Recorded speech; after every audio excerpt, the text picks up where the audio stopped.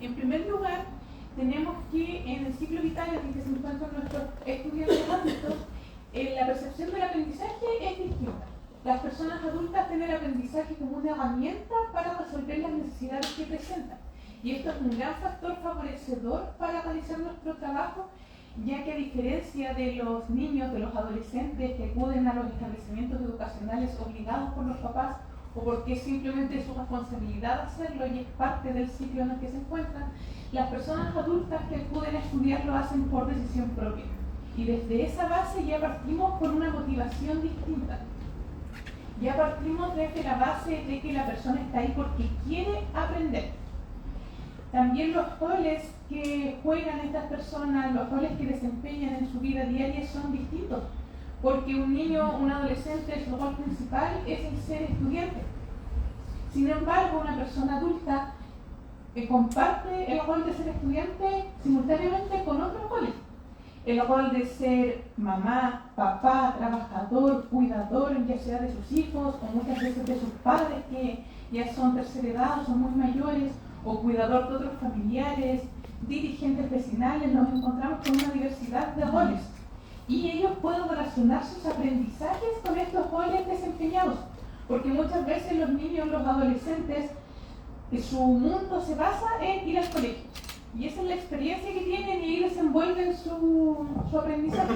Sin embargo, las personas adultas pueden compartir su aprendizaje en estos otros roles que desempeñan.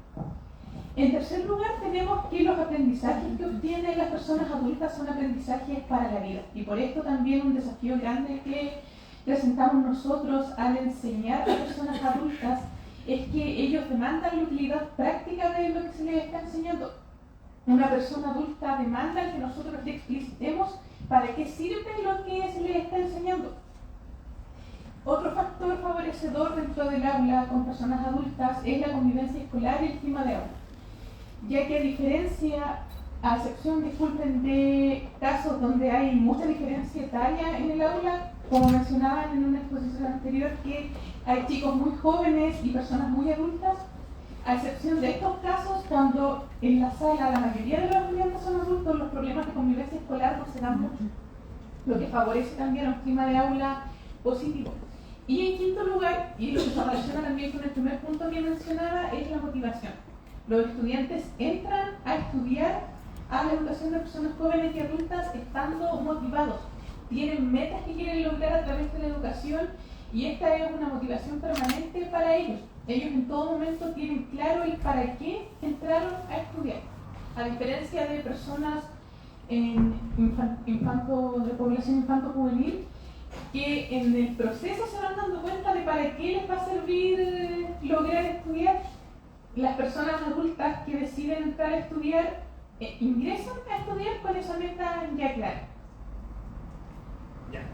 Esas son las fortalezas, pero también hay ciertos desafíos dentro de esta educación de personas jóvenes y adultas que nos diferencian de la educación regular. En primer sentido, la diversidad en edades. Hay personas con necesidad educativa especial dentro del aula que, como había mencionado el doctor Ponsanguel antes, puede haber un grupo de adolescentes de 15, 16, 17 años y también un grupo de personas de 50, incluso 60 años, lo cual involucra una diversidad tanto en edades como en necesidades también y particularidades desde el punto de vista de la metodología. También estamos frente muchas veces a episodios de un rezago escolar tremendamente abismal. Personas que, como bien mencionaba antes, llegan a primer nivel medio con un nivel de comprensión de lectura de segundo básico, porque resulta que terminaron octavo básico hace 20 años atrás. Han estado 20 años fuera de instrucción, 20 años fuera de un contexto educativo también quizás formal. Estamos frente al contexto de trayectorias educativas interrumpidas. Las personas adultas que llegan al establecimiento fueron desvinculadas anteriormente de otro establecimiento de educación regular, lo cual también implica a veces un desafío de que estas personas posiblemente puedan volver también a desertar. Y además estamos frente al contexto laboral, las personas que laboran. Muchas veces la educación incompleta, o la educación, no sé, hasta nivel básico, o quizás ni siquiera hasta nivel básico está vinculado con un contexto laboral precario, muchas veces informal, muchas veces sin contrato, muchas veces con jornadas más allá de lo que estipula la ley, muchas veces sin contrato y también sin seguridad social. Esto es parte de la realidad de personas que no terminan muchas veces sus estudios. Entonces son personas que a veces llegan muy agotadas al establecimiento y que también es parte de los desafíos. Pero hay otras particularidades que compartimos con la educación regular. Hay diversidad de necesidades emocionales, eso ocurre en todos los colegios, ¿cierto? Y no deja tampoco fuera los colegios de adultos. Diversidad de nacionalidades, en base al fenómeno también de migración. Contextos de vulnerabilidad social y económica, dificultades de salud mental, diversidades sexogenéricas también, y diferentes ritmos de aprendizaje. Es parte de lo que compartimos también con la formación regular. Pero todo esto, y es un contexto muy especial, un contexto de menores recursos. Vamos a revisar más adelante por qué la educación de adultos tiene sustantivamente menos recursos que la educación regular. Que esto es también parte del desafío, hacemos muchas cosas con pocos recursos. Dentro de las razones que poseen nuestros estudiantes para haber desertado del sistema regular en su momento, encontramos en primer lugar un contexto en otra época anterior a la que estamos viviendo ahora, en que las necesidades educativas especiales no eran cubiertas en los establecimientos de educación regular.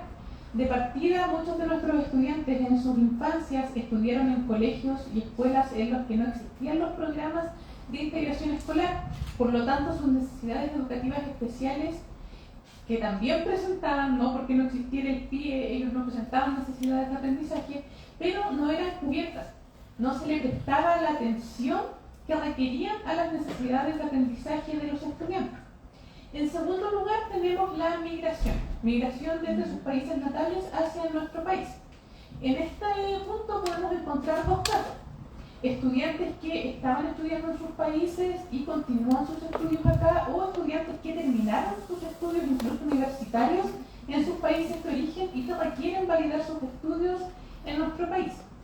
En tercer lugar, tenemos maternidad y paternidad, que es un factor bien común, sobre todo dentro de las estudiantes mujeres en nuestro establecimiento, que siendo jóvenes abandonaron sus estudios porque quedaron embarazadas y requirieron trabajar para alimentar a sus hijos o para dedicarse al cuidado de ellos. Lo que también se relaciona con el cuarto punto, que es la necesidad de ingresar al mundo laboral. Tanto estudiantes hombres como mujeres en su momento se vieron forzados a dejar de estudiar por necesidades económicas que requerían cubrir y tuvieron que dedicarse la mayor cantidad de su tiempo a trabajar. Otra razón que une tanto a estudiantes adultos que lo vivieron en el pasado como también a estudiantes jóvenes que recientemente han salido del sistema regular para ingresar a establecimientos EPJA es el acoso escolar. Muchos estudiantes de establecimientos regulares salen de las aulas regulares buscando un espacio seguro en un contexto donde sus compañeros sean adultos, ya que como compañeros de su misma edad se han visto expuestos a situaciones de bullying. Y en sexto lugar, vulneración de derechos por parte de la familia. O sea, familias que en su momento no se preocuparon de que sus hijos, sus nietos fueran al colegio, algo que cuando uno es niño o es adolescente no es de total agrado siempre, y al no haber familiares preocupados porque los niños fueran al colegio, los jóvenes prefieren desertar y luego se dan cuenta de la importancia del estudio y regresan a estudiar esta vez en un contexto de época. Importante también mencionar que dentro del tema de la reactivación educativa, de la sesión escolar, la educación de adultos comparte un rol protagónico en este sentido. O sea, los adultos solamente tienen la posibilidad de estudiar en un colegio de adultos. Bueno, particularidad de este contexto es un contexto de educación de adultos de escaso interés en políticas estatales y también de foco de atención pública. Es decir, para las políticas estatales no hay relevancia en este momento, según lo que señala Letelier en el 2019, con respecto a esta educación de adultos y también para los centros de investigación. Como le mencionaba al principio, o sea, la cantidad de investigación en esta área es mínima. Solamente la Universidad de la IAN de Valparaíso se ha dedicado a investigar en EPJA. Y tiene también un programa de magíster en educación de adultos. Pero sin embargo, como señala Letelier en palabras muy tajantes, es invisible la educación de adultos para las políticas estatales y para los centros de investigación. Por eso es tan relevante el trabajo también que realiza el doctor Juan Sangosa con sus estudiantes de poder visibilizar este campo tan importante que es la educación de personas adultas, que vamos a revisar más adelante, que son alrededor de 5 millones de personas que no han terminado de estudiar. Son un contexto de escasos recursos, los colegios de adultos no pueden obtener subvención escolar preferencial. Gran parte de los fondos de un colegio provienen de esta ley, de los colegios regulares. Pero nosotros tenemos soluciones para preferenciales, a pesar de que sí tenemos estudiantes preferentes y prioritarios, lo cual involucra escasos recursos. Y además tenemos estudiantes con empleos muchas veces precarios. Como les mencionaba, el no culminar estudios muchas veces se relaciona también con pobreza.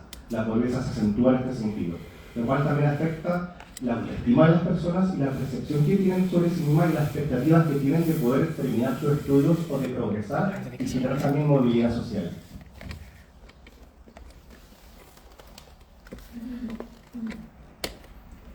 Otra particularidad que posee la educación para personas jóvenes y adultas y que muchas veces es desconocida incluso por profesores que recién ingresan a trabajar en esta modalidad es que no se trabaja con las mismas bases curriculares que en educación regular, sino que la educación de adultos posee sus propios instrumentos curriculares.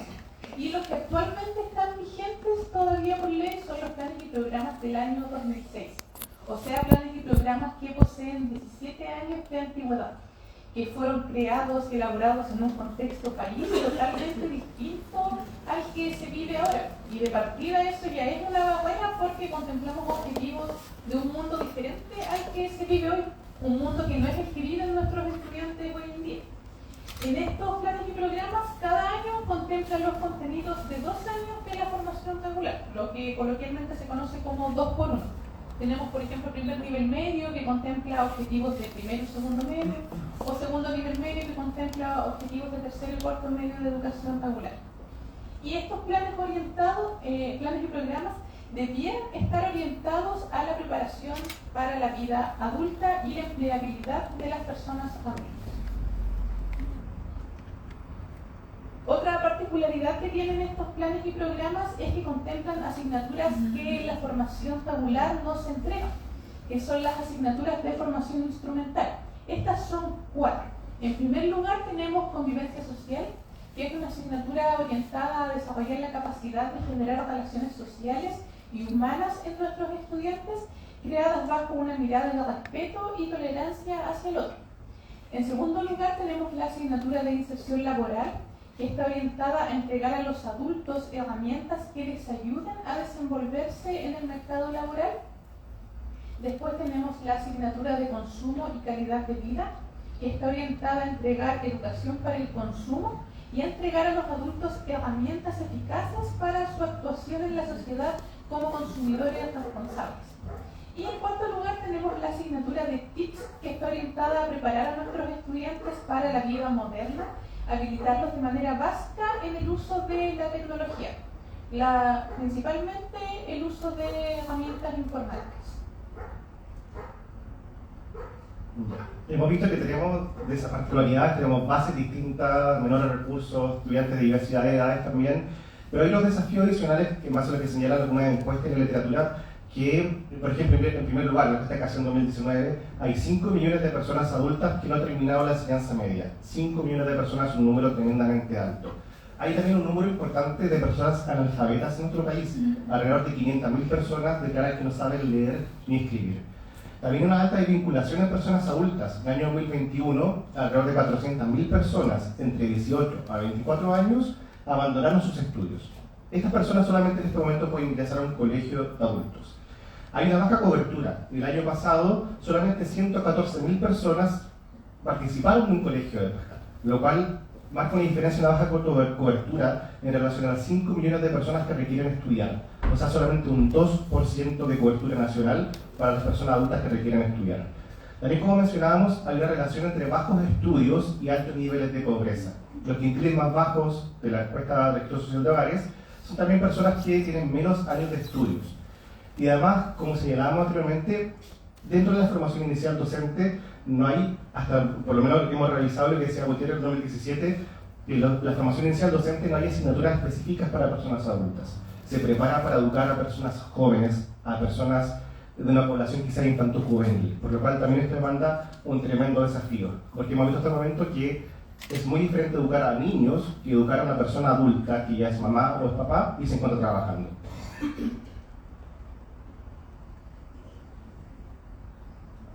¿Y qué pasa con las necesidades educativas especiales en personas adultas? Para comprender el abordaje de las necesidades educativas en personas adultas, en primer lugar es necesario entender la educación como un derecho humano a lo largo de toda la vida. O sea, el derecho a la educación no se pierde cuando la persona cumple 18 años.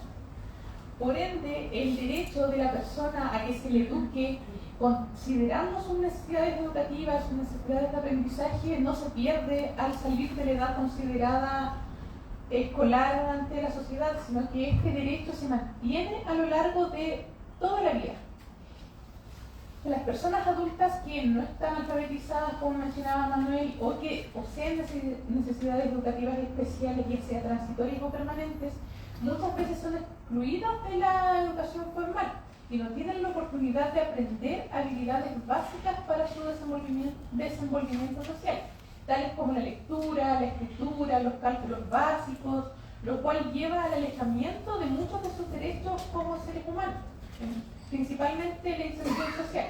Por esto es que es importante ofrecerles una nueva oportunidad educativa que les brinde las herramientas básicas para acceder a la educación que ellos necesitan.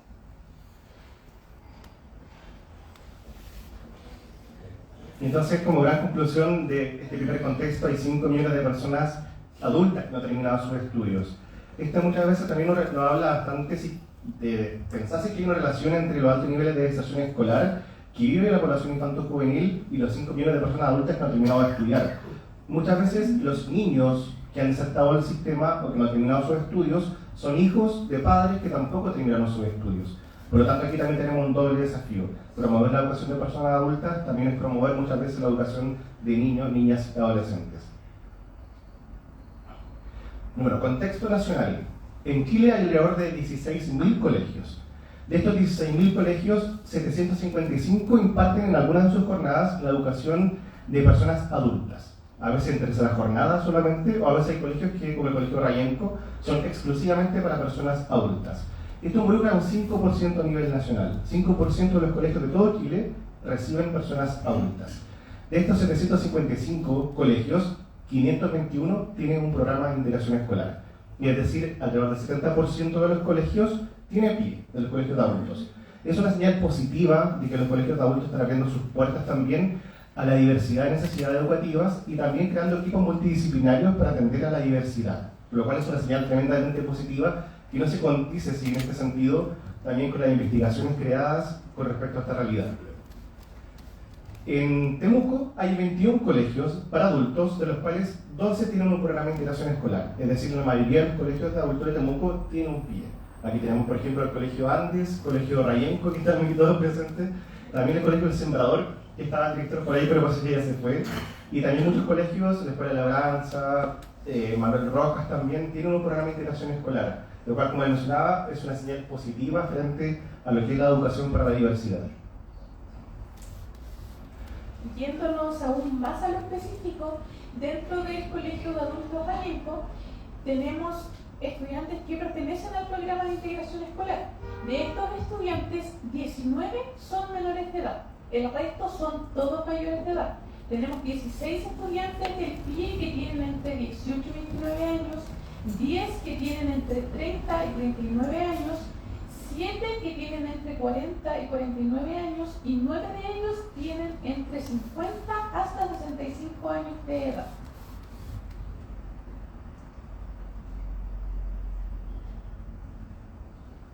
¿Y qué necesidades educativas especiales podemos encontrar en personas adultas? Por normativa y por lo que se exige para que una persona ingrese a un programa de integración escolar, las necesidades educativas especiales y los diagnósticos que se consideran son los mismos que en educación regular. En primer lugar, tenemos la discapacidad intelectual, que es un diagnóstico emitido por profesionales del área de la salud. En el caso de los colegios, generalmente lo emiten psicólogos, y se emite en base a una prueba estandarizada que mide el coeficiente intelectual de la persona. Bajo cierto puntaje se establece que la persona no está en el rango óptimo y que posee discapacidad intelectual. ¿Qué significa esto? Que posee dificultades y limitaciones en la conducta adaptativa que le hacen requerir apoyos extras para lograr las metas y las cosas que quiere lograr en su vida, ya sea en el contexto escolar o fuera de él. En segundo lugar tenemos el trastorno del espectro autista, que es un trastorno del neurodesarrollo. Como su nombre lo dice, es un espectro, es decir, no todos los estudiantes o todas las personas que poseen este trastorno tienen las mismas características, pero sí hay algunas características que se repiten en mayor medida entre las personas con TEA, ya sea la dificultad en las habilidades sociales, dificultades comunicacionales, entre otras. En tercer lugar tenemos la discapacidad motora y o sensorial, que puede involucrar discapacidad visual o auditiva, lo que implica que una persona tiene pérdida parcial o total en alguno de estos sentidos, ya sea en la vista, en la audición o en ambos. En cuarto lugar tenemos la dificultad específica del aprendizaje, que es el diagnóstico más común tanto en los establecimientos de educación regular como en nuestro colegio, y este diagnóstico es emitido por psicopedagogos o profesores de educación diferencial e implica dificultades específicas, como su nombre lo dice, ya sea en lectura y escritura o en matemática. ¿Qué es lo interesante de este diagnóstico? Que se emite en base a la aplicación de un protocolo que se evalúa, que esté elaborado derechamente para niños, porque de hecho cuando uno ve la prueba dice para ser aplicado entre quinto y sexto básico, entre sexto y séptimo básico, pero es el protocolo que la normativa exige para diagnosticar a un estudiante con TEA. Entonces, en este sentido, en adultos es bien castigador este protocolo, porque es casi obvio que un estudiante que ha estado 40 años sin estudiar, si uno le aplica esta prueba, va a dar un puntaje bajo. En quinto lugar tenemos el funcionamiento intelectual limítrofe, que se relaciona con la discapacidad intelectual, ya que al aplicar estas pruebas estandarizadas que miden el coeficiente intelectual, existe un rango que se considera limítrofe entre el funcionamiento esperado y el funcionamiento que ya se considera bajo. Este diagnóstico se considera de carácter transitorio, ya que con los apoyos adecuados la persona podría superar este diagnóstico y pasar a un funcionamiento intelectual dentro de lo esperado. Y en sexto lugar tenemos el trastorno de déficit atencional con o sin hiperactividad, que no necesariamente está ligado a una necesidad educativa especial, porque no necesariamente implica dificultades académicas, pero sí la mayoría de las veces está ligado a dificultades de atención, de concentración en el aula, lo que de por sí hace que el estudiante o la persona requiera de un apoyo extra para lograr sus objetivos académicos. Bueno, para esta gran diversidad de necesidades, también particularidades, el colegio tiene una gran cantidad de profesionales, tremendas personas y tremendos profesionales también. Está una psicóloga que es Francisca, una terapeuta ocupacional que es Denise, que está ahí con el tema de la cámara, dos educadoras diferenciales, Paula y también Constanza, que está aquí presentando, un fonoaudiólogo que es Manuel con la fotografía, una fonoaudióloga también que es Valentina, que está con la locución aquí, una trabajadora social que es Nicole y una coordinadora PIE que es Jimena. Hay un gran equipo multidisciplinario detrás de todas estas necesidades. Nosotros compartimos también que para enfrentar y educar de buena forma y con excelencia en un grupo de personas con necesidades cotidianas especiales se requiere un equipo multidisciplinario. Se requiere. A pesar de que muchas veces la normativa exija solo la educación diferencial y el psicólogo para evaluar, se necesita teóricamente un equipo multidisciplinario.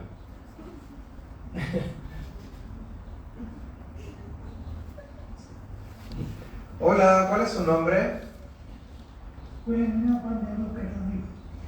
Cuénteme, ¿usted por qué decidió matricularse en el colegio?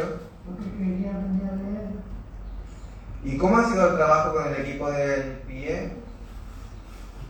El pie conoció a todas las personas. Pero hay dos personas que no lo no, creo que buenas personas. No digo que quisieran nada. ¿Qué le ha gustado el trabajo del PIE? Todo. Aprendiendo poco a poco, capaz que estoy aprendiendo y estaba aprendiendo aquí. Súper, muchas gracias. Muchas gracias, don Juan. Bueno, y podemos ver a don Juan, parte importante de lo que señala es que trabaja con buenas personas. A los estudiantes les gusta sentir que trabaja con personas que son humanas, que son cercanas, que son confiables y que lo respetan, sobre todo que lo respetan. Un adulto necesita sentirse también respetado y muchas veces con un trato más horizontal que el que a veces los profesores tienen con niños y adolescentes. porque a veces estamos educando personas que son mayores que nosotros, que quizás tienen más experiencia de vida que nosotros. Quizás no fueron a la universidad, terminaron su cuarto medio, pero tienen experiencias de vida sumamente valiosas que debemos respetar y también valorar. Y generalmente cuando le preguntan a una persona adulta cómo es que le gusta ser educado, ellos mencionan aprendemos como adultos y no como niños ni adolescentes. Un adulto aprende como adulto. Y esas son las particularidades que vamos a revisar también.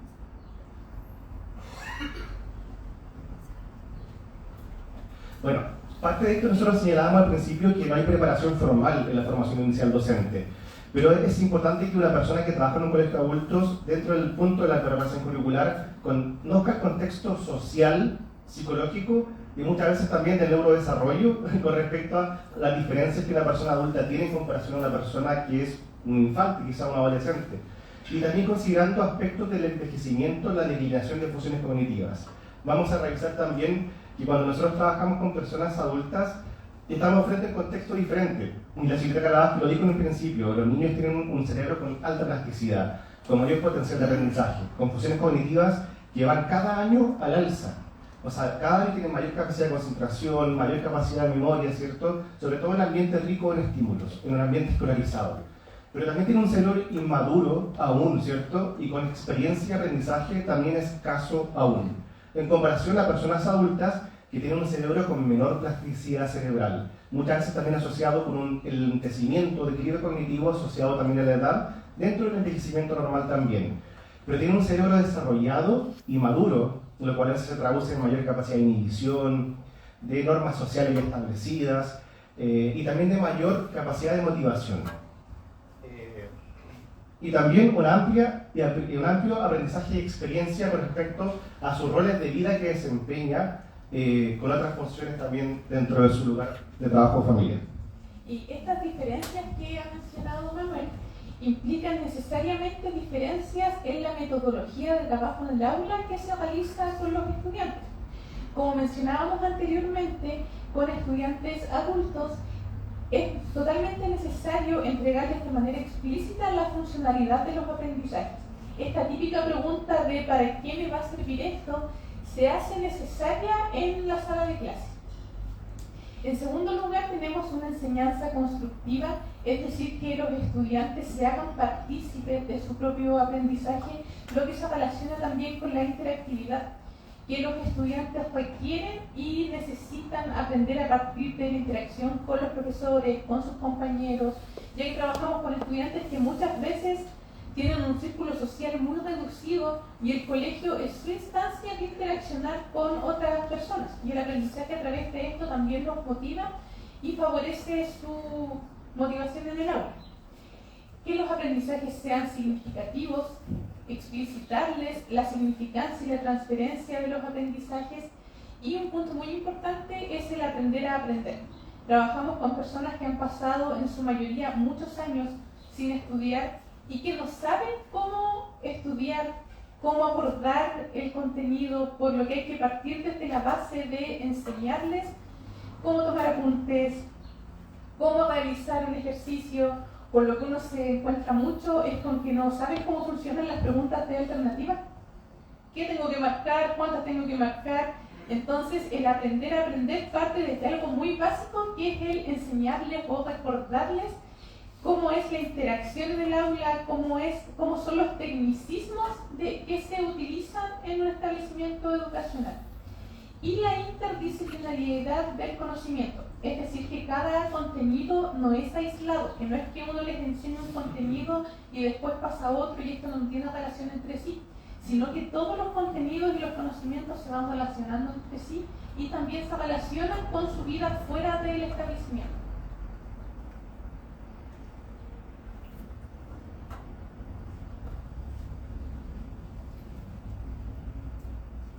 Dentro de este abordaje pedagógico, las estrategias que nosotros consideramos es en primer lugar una evaluación inicial.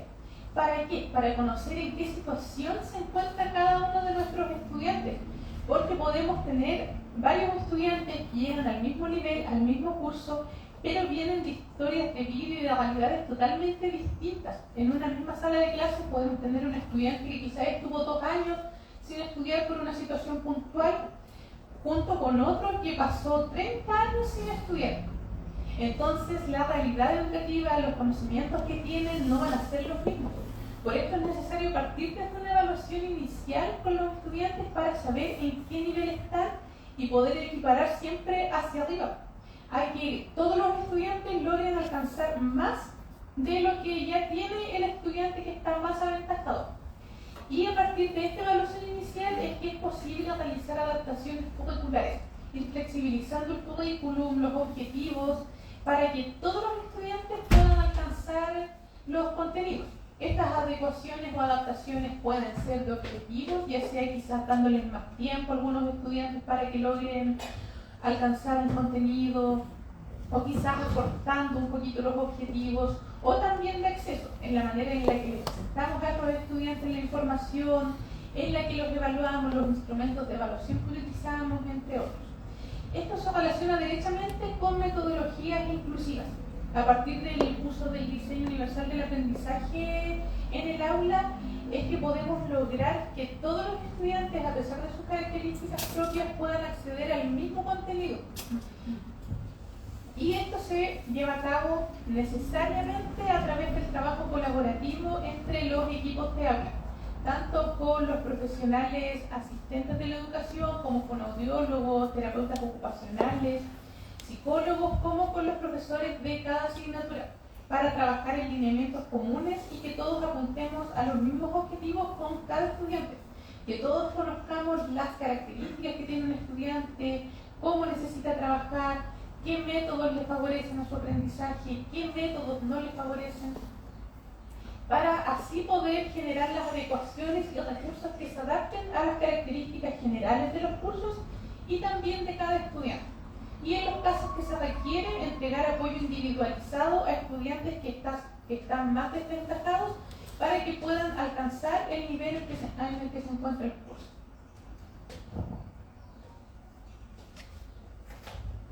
Una experiencia en nuestro colegio que ha dado frutos favorables es la estimulación cognitiva, ya que muchos de nuestros estudiantes ya se encuentran en una etapa de declive cognitivo en el que sus funciones ejecutivas ya están más en desventaja que sus compañeros más jóvenes quizás. Pero ¿qué es la estimulación cognitiva? La estimulación cognitiva en adultos son actividades y ejercicios que están diseñados para mantener y mejorar las habilidades cognitivas, como la memoria, la atención, el razonamiento y el lenguaje, en personas en edad adulta. Estas actividades muchas veces son explícitas, pero otras veces no, porque uno las va haciendo ya de manera casi inconsciente al realizar las clases, entregándole distintos tipos de ejercicios a los estudiantes. Sin embargo, otras veces con ciertos estudiantes o con ciertos grupos es necesario hacerlo de manera explícita. Estas actividades incluyen juegos de palabras, acertijos, lectura, escritura, aprendizaje de nuevas habilidades y participación en actividades sociales. Y como mencionaban también anteriormente en otras exposiciones, las relaciones sociales es lo que mayormente favorece la estimulación cognitiva en las personas. ¿Y qué beneficios tiene la estimulación cognitiva en adultos? Es que les ayuda a mejorar y a mantener su independencia, su autonomía, a retrasar el declive cognitivo relacionado con la edad y también muchas veces prevenir enfermedades que están relacionadas con el declive cognitivo, es decir, mejorar su calidad de vida en general. Bueno, pasa la ausencia de literatura, de investigación y de artículos científicos en el área o de lineamientos también desde el Ministerio de Educación, tanto a nivel nacional como internacional. Nos hemos visto también la necesidad de crear nosotros ciertos lineamientos y ejes esenciales para el trabajo con personas adultas con necesidades educativas especiales. En el primer lugar, hemos abordado el eje de la autonomía, considerando también que en base a esta educación de 2 años en 1, a veces las personas adultas están 2 años, 1 año y medio, en la educación de adultos. Por lo cual la autonomía es un eje principal desde el día 1 que una persona ingresa a un programa de integración escolar. En segundo lugar, tenemos la estimulación cognitiva, como se mencionaba anteriormente, ya que como mencionaba Manuel, los adultos se encuentran en un estado de menor plasticidad cerebral, por lo que es necesario estimularlos cognitivamente para que puedan alcanzar los objetivos que requieren. También en base a diversidad de edades, de necesidades y de particularidades, generamos metodologías flexibles, y esto lo vamos a tratar más en lo específico. En base a la eje de autonomía, que es lo que nosotros también promovemos y comunicamos y transferimos a otros establecimientos, es una autonomía basada en la metacognición con respecto a que los estudiantes sean conscientes de su propio aprendizaje y también de sus propias particularidades cognitivas, la vinculación con el territorio en base a diversas actividades también que se relacionan con los roles y funciones de cada estudiante. La adaptación al aula. Muchas veces los estudiantes requieren de forma interna el aula de recursos y paralela una adaptación al aula y también metodologías activas en donde los estudiantes son los protagonistas también de su propio aprendizaje.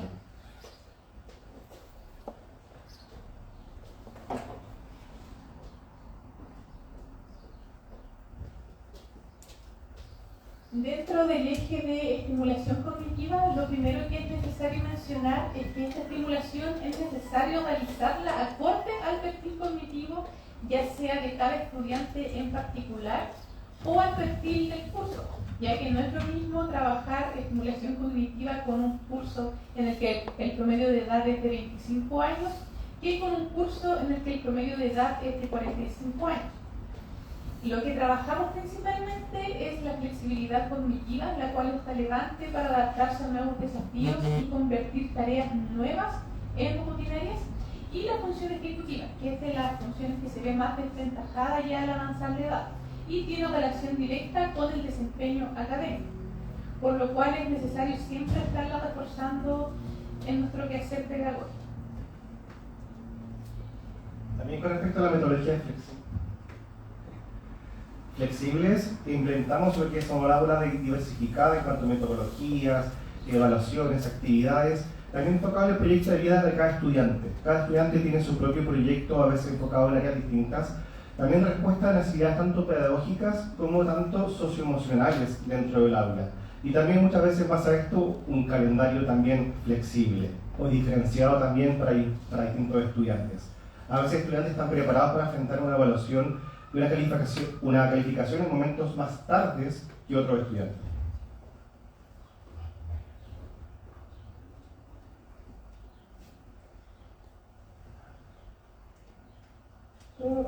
Uno, dos, tres.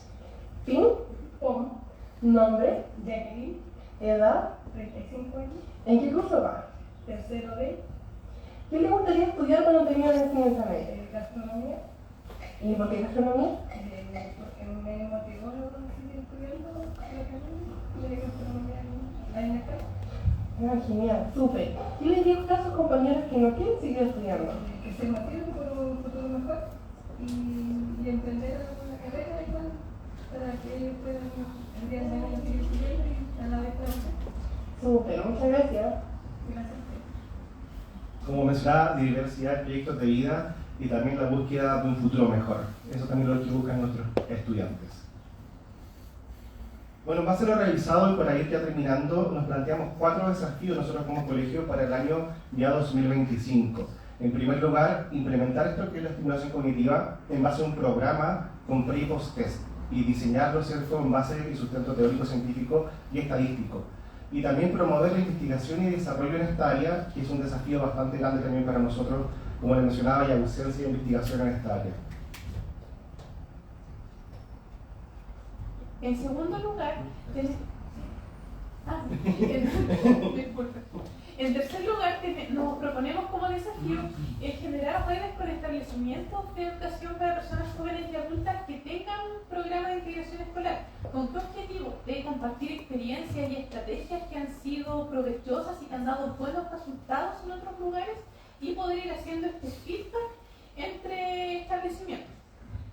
Y en cuarto lugar, que se relaciona también con lo anterior, crear en conjunto a redes ESPA lineamientos de apoyo para personas con necesidades educativas especiales, ya que como mencionamos anteriormente, estos lineamientos de manera formal no existen, sino que nos guiamos bajo los lineamientos de la educación regular, que muchas veces, en la mayoría de las veces, no se adapta a las necesidades de nuestros estudiantes y es necesario actuar sobre la marcha, viendo cómo podemos abordar estas necesidades en el aula que poseen nuestros estudiantes, por lo que la construcción de estos lineamientos y de estrategias de trabajo para estudiantes con necesidades educativas especiales en edad adulta es un gran desafío que tenemos a futuro.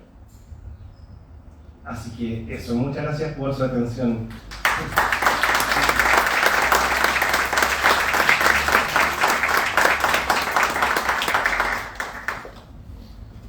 Ya, no sé si alguien tiene consulta para hacerle a Manuel y Constanza. Por acá.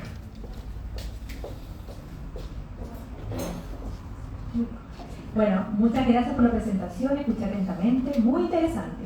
Además que, insisto, no trabajo en educación, así que tengo una pregunta. Dentro de la prevalencia de condiciones que ameritan, ¿cierto?, una educación especial o estrategias especiales y diferenciadas, me llamó la atención que no estuviera, no sé si no lo consideran o no es una realidad del colegio, o no lo sé, digamos que limitaciones o necesidades especiales adaptadas para personas con trastornos de salud mental graves.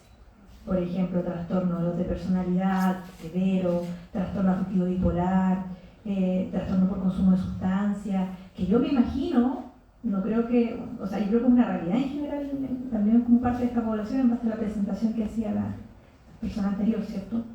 Eso, no sé si no está, o no sé si, no sé cómo lo trabajan, si es que, o no lo trabajan, lo pregunto así como desde la ignorancia pura.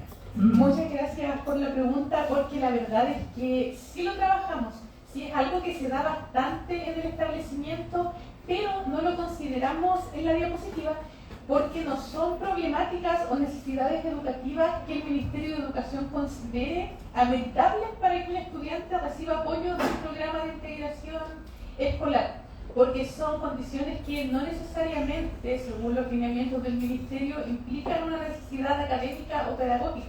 Nosotros desde la experiencia sabemos que sí, y de hecho desde Convivencia Escolar se abordan todas estas temáticas, pero desde el Ministerio de Educación no son como diagnósticos considerables para que un estudiante o una persona adulta reciba apoyo del programa de integración escolar. Por eso no lo consideramos en la diapositiva, pero sí se atienden estos casos y sí se considera dentro de los estudiantes que más requieren apoyo, porque de hecho esas características son las que más vemos dentro de nuestros estudiantes. Muchos problemas de salud mental que inevitablemente terminan afectando su aprendizaje. ¿Alguien más quisiera consultar algo a Manuel o a Constanza? ¿Alguna duda, inquietud? ¿No? Ya. Por ahí. Más que consulta, en realidad como agradecer como la claridad de la presentación, el dinamismo y la belleza en realidad como de todo lo que hicieron ahí, así que todo súper claro y muchas gracias. Muchas gracias a ustedes por asistir también.